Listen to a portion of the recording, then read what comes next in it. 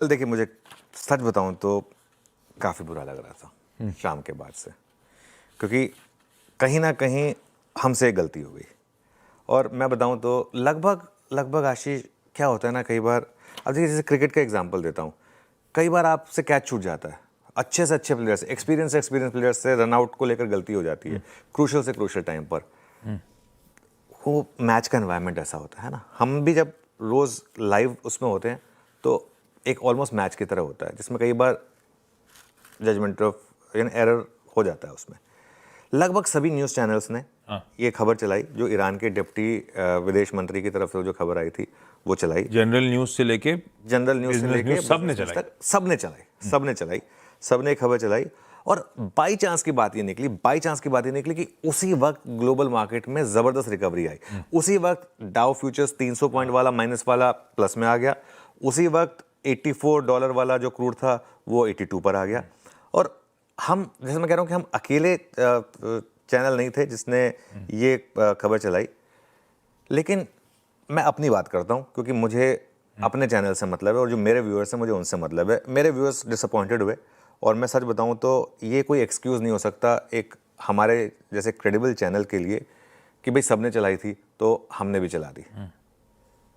जैसे मैंने कहा कि ब्रेंट क्रूड भी उस वक्त एकदम से 84 से 82 पर आया।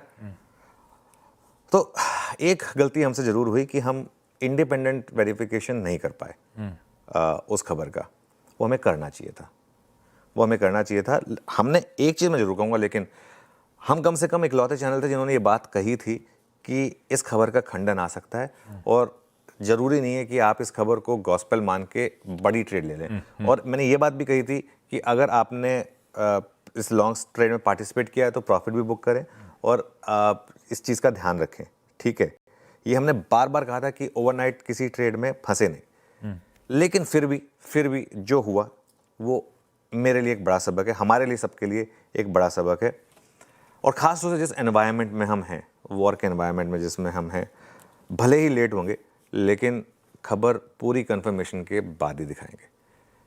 अब दिक्कत क्या हो जाती है, हम जिस एनवायरनमेंट में, जिस तरीके से मार्केट भाग रहा था एकदम से, और जिस तरीके से, और सारी की सारी ग्लोबल मार्केट भागी, ऐसा नहीं है कि सिर्फ हमारी मार्केट में रिकवरी थी, ग्लोबल एजेंसीज ने उस न्यूज़ को पिक किया। आई थिंक वो हमारे जो सिस्टर चैनल CNN न्यूज़ 18 और एक दो ग्लोबल चैनल्स ने, वो जनरल चैनल्स ने उस न्यूज़ को पिक किया और उसकी वजह से क्लियरली मार्केट में इम्पैक्ट दिखा, तो इसके लिए हमने उस न्यूज़ को दिखाया। लेकिन जैसा मैं कह रहा हूँ कि कहीं ना कहीं ये गलती हुई है, लेकिन एक चीज़ मैं एश्योर करूँगा हमारे व्यूअर्स को अपनी तरफ से कम कि ये गलती है, ये ओवरसाइट है, ये जानबूझ के नहीं किया गया, ऐसा कुछ है। तो ये चीज़ आई थिंक बहुत इंपॉर्टेंट है। और आई थिंक, मेरे ख्याल से, मुझे पता नहीं बाकी चैनल्स इस बात को लेकर ओन अप करेंगे या नहीं करेंगे, चर्चा भी कर रहे होंगे कि नहीं कर रहे होंगे। मैं ओन अप कर रहा हूँ कि हाँ, ये कोई एक्सक्यूज़ नहीं है कि क्योंकि सारे चैनल्स ने चला दिया इसके लिए हमने भी चला दिया। सारे चैनल्स जो गलती कर रहे हैं वो हमें नहीं करनी है, जो है हम वैसे ही इस मामले में बहुत क्लियर रहे हैं। इवन पिछले 2-3 साल में भी हमने छोटे stocks, mid cap, small cap recommend करने में काफ़ी वो बढ़ती है ना, भले ही उससे कई बार हमारे इवन रेटिंग्स पर इम्पैक्ट रहा हो, क्योंकि जो मार्केट ऐसी चल रही थी, लोगों को सब 20-20, 30-30, 40-40 रुपए के स्टॉक चाहिए थे, आज सब फंसे हैं ना उन स्टॉक्स में। तो हमने उस समय कॉन्शियस डिसीजन लिया था कि नहीं, हम उस तरीके के स्टॉक्स की बात नहीं करेंगे, तो वो इवेंचुअली आज उसका एक हमको फल मिल रहा है ना। तो इसके लिए हमको ये बात मैं कहूँगा कि हाँ, एक गलती हुई है और अगली बार ऐसी गलती ना हो, इसके लिए सिस्टम को थोड़े से और टाइट करेंगे ताकि इस तरीके के ना हो। क्योंकि क्या होता है ना आशीष, जो खबरें, देखिए जनरल न्यूज़ में तो क्या है ना, एक बार आप खबर चल गई, उसका खंडन हो गया, फिर भी ठीक है।